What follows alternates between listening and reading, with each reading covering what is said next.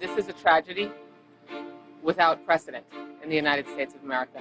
I was about a block away, felt the ground shake, and I heard, what sounded like thunder.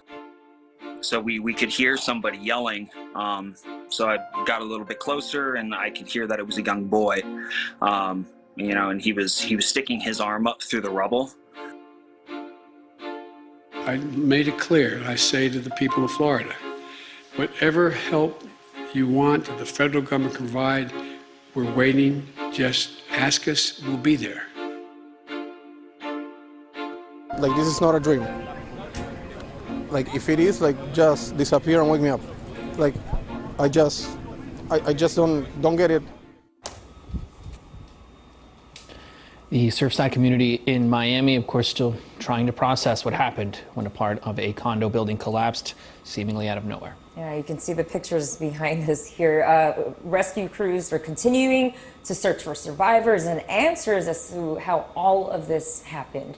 Thanks for watching LX News on this Friday, June 25th. I'm Jo Beth DeVera with Nick Z, and as of this morning, 159 people are still unaccounted for. Yeah, and the number of dead climbing as well. 4 people are now confirmed dead. Officials fear the death toll could actually continue to rise. Right. So what's crazy, if you saw this, a security camera across the street from the building actually captured the exact moment the building pancaked. But before we show you the video, we do want to warn you, it's a little hard to watch, so turn away for a second if you need to. Here's the video. It shows that the collapse took only about 15 seconds. It's so wild to see this from across the street. It happened around 1:30 in the morning yesterday. The building, it's called the Champlain Towers South Condos. And as we mentioned earlier, only the back part of that building fell, Nick. That's right. And here with this image behind me, you can see just how wide that area is where the collapse happened. And now all of it is basically reduced just to rubble, quite literally. But come with me on over here, guys, and I'll show you a little bit more about a before and after. Okay, so here is an image taken by Google Earth showing the building before the collapse. Okay, that's it intact. Now you could swipe your way through it with this image here, and you can see the aftermath. You can see the difference. You see how it changes. Now the whole building had about 130 condos, 130 units in total. The collapse included 55 units, but in total, more than 70 were actually damaged or destroyed, because, Jo Beth, you could see even the ones that are still part of the structure that remains, completely opened up, still damaged. So it's more than half, basically. And something to point out here is yesterday, first reports as they were coming in, witnesses were saying that they saw the pool given first, but it looks from these images that, and what we saw from the pictures, the pool is still intact. The pool is still intact. Of course, other things to point out here is that that building was built in 1981, Nick, so it's only 40 years old. A 2020 study found that it had actually been sinking at an alarming rate since the 1990s, but we're going to get into that a little bit later in the show. Right now, let's dive into what we know about all the people still unaccounted for. Remember, there's 159 of them at this point. But that doesn't necessarily mean, Nick, that all of them were in the building at the time of the collapse. Precisely. Some people live in the condos year-round, but other people, they don't. They might stay there only, say, during winter. So it is possible that some of those 159 people who are unaccounted for just simply weren't there at the time, and officials just haven't been able to reach them yet. Now, according to the officials from Paraguay, we do know that family of the First Lady of Paraguay were staying in the wing that actually collapsed, and that includes her sister, the sister's husband as well, their 3 children, and their nanny.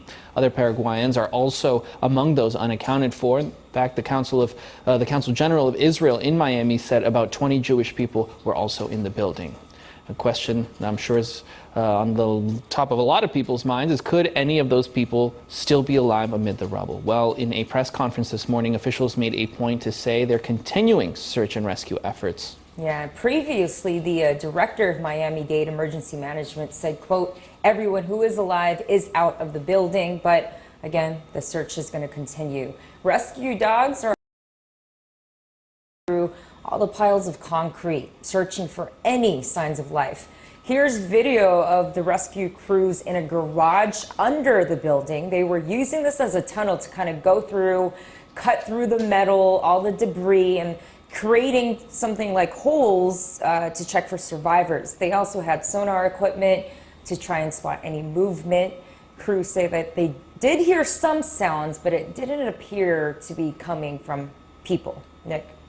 That's right. So to talk about first responders arriving to a tragedy like this, it's no other way to call it. It is a tragedy. We're bringing in Alex Del Carmen, a national expert on emergencies and associate dean of the School of Criminology at Tarleton State University. Welcome to the show, Alex. Thanks for being on. Thanks for having me, Nick. What were your initial reactions and thoughts after hearing about this tragic incident and seeing the images that were coming out?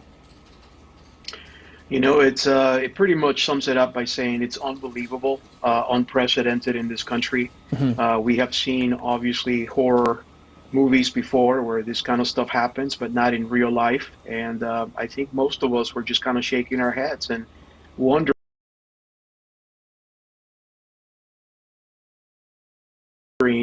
what could actually bring a building of this magnitude down to its knees.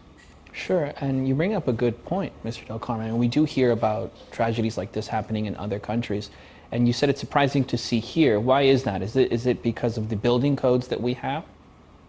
Yeah, we have such significant, exactly. So what happens, Nick, is in the United States, we have such significant and strict building codes that, you know, we try to prevent this from happening. You know, I used to live in Miami, and I was actually raised in Miami. And I know that Miami Beach has one of the strictest codes because of the fact that there's that beach erosion and some of those realities that you sort of live with when you're close to the beach. And so it is really unprecedented that something like this, of this magnitude, would happen in the United States. And as a trained criminologist, the first thing that went to my mind was, well, maybe there's foul play here. But it all seems to be pointing at an accident that is simply based on a structural deficiency.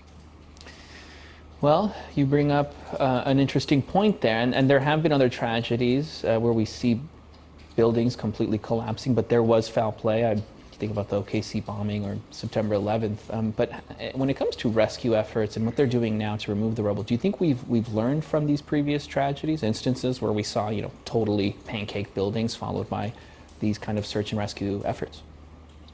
So absolutely.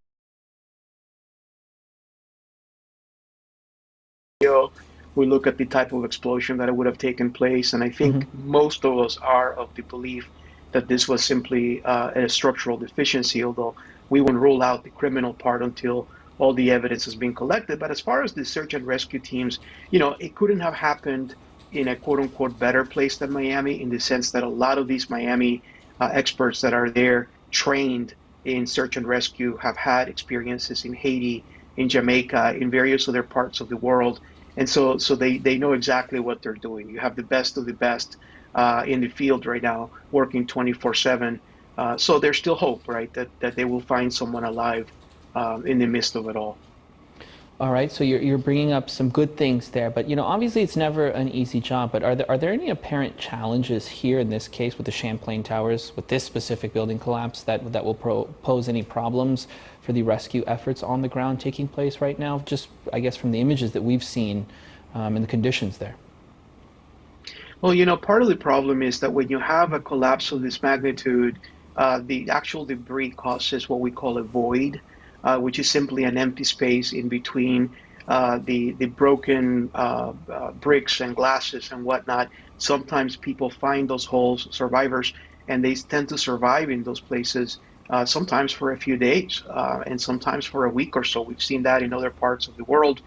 So the challenge for them is going to be, how do you listen to sound? How do you listen to sound and noise while at the same time, as you step over the debris, you try to simply not make it worse for a potential victim to survive? So you have to be very, very surgical in the way you process information and you approach the scene.